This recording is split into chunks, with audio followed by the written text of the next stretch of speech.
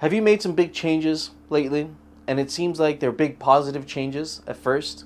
And you thought things were going to turn around and just keep getting better and better. The better it gets, the better it gets. And now you really look around you and everything seems like it's falling apart.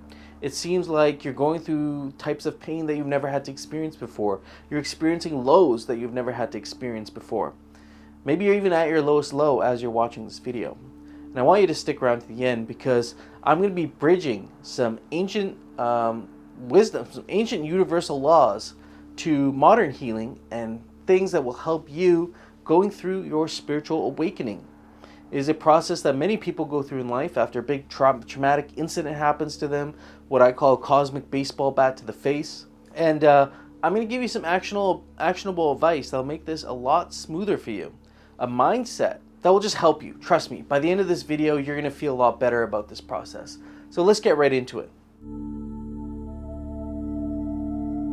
Spiritual awakening, how does it normally pan out? How has my experience panned out? I was a paramedic for 8 years, went through all kinds of stuff there, realized that, that wasn't a long-term career choice that was going to support me and my family.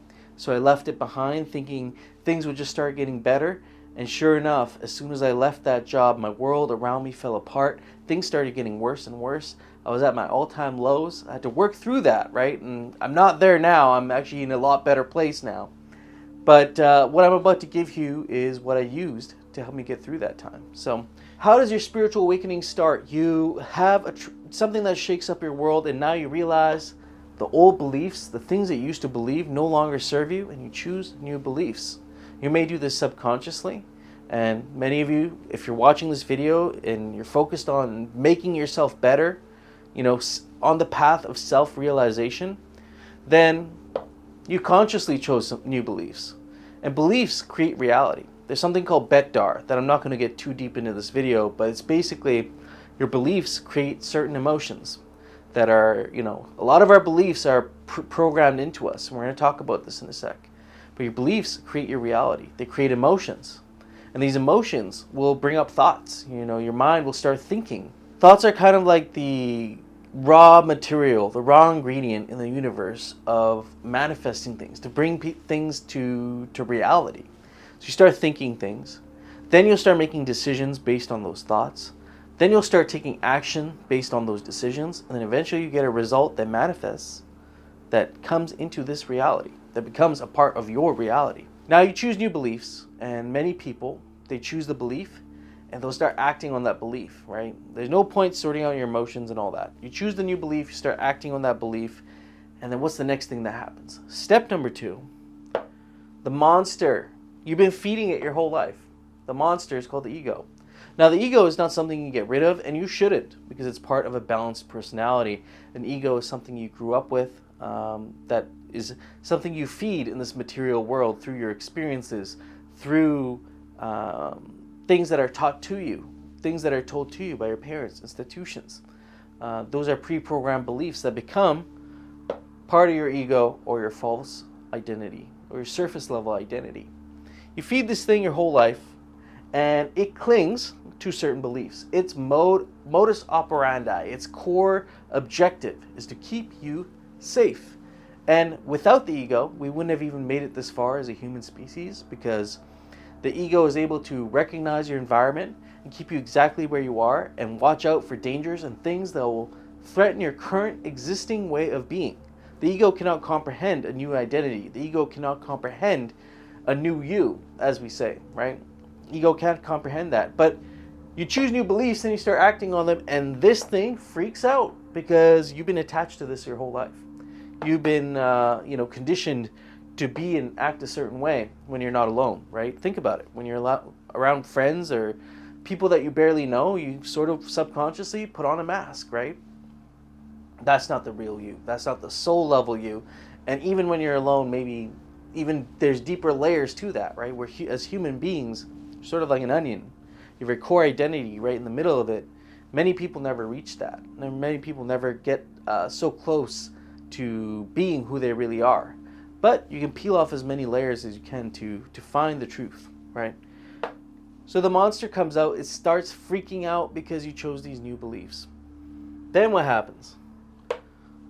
If you can overcome the monster that's going to try and keep you safe, that's going to tell you it's not worth supporting your new beliefs, they'll tell you it's fine, man. Just go right back. Just go right back to where you were. Comfort will bring you back to comfort. Will make you feel comfortable. Familiar will make you feel familiar again.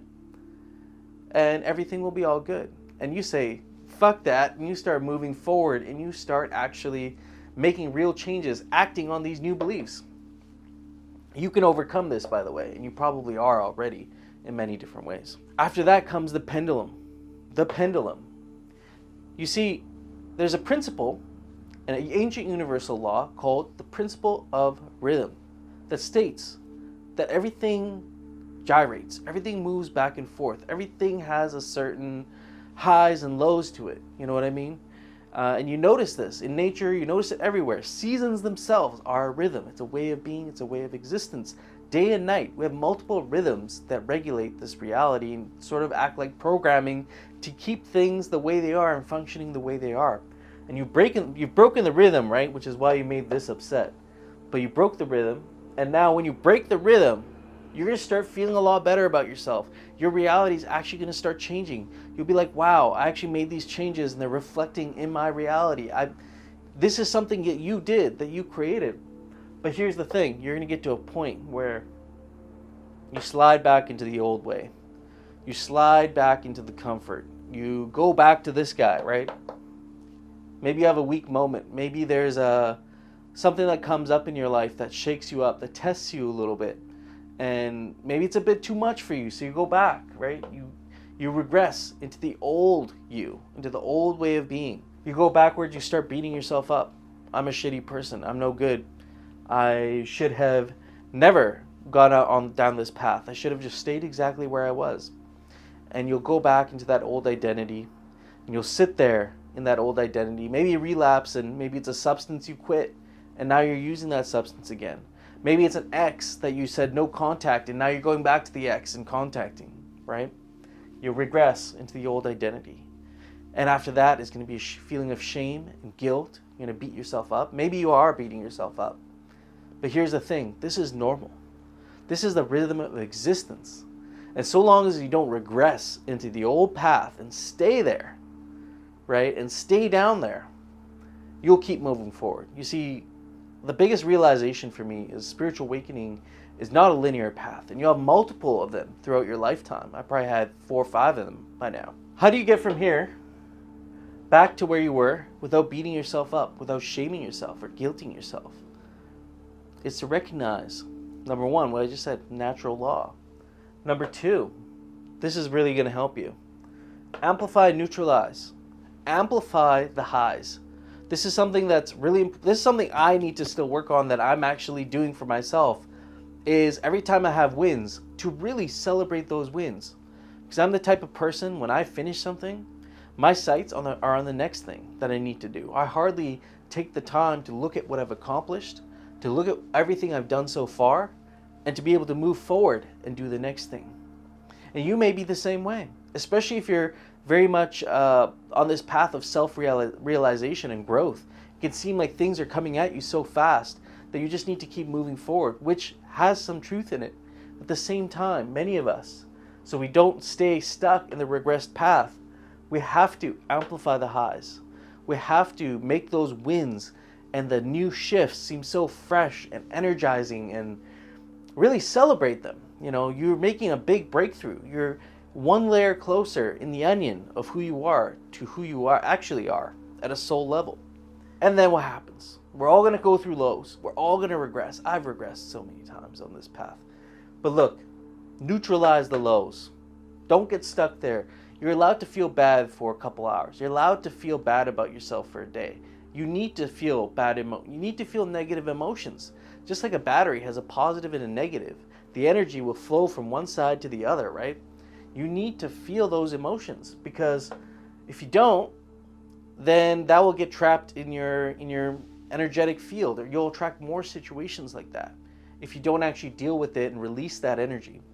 You know, look at animals. I have a dog, and he gets, if he gets riled up or he gets shaken up a little bit, spooked, or even if he maybe feels a little bit of pain in one way or another, you'll see dogs do this. They'll shake it off. They'll physically like shake it off, right?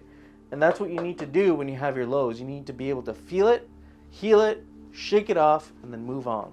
Because many people get stuck here, and this slows their progress greatly. And because they didn't have the intensity of amplifying the highs when things were really good, the allure of continuing on the chase, the allure of moving forward and becoming this new you isn't as intense. So think about this. What are you doing that you've shifted to this new identity? What are you doing that is amplifying the things that you're doing really well? Actually, put them down in the comments below. I want everybody to celebrate this.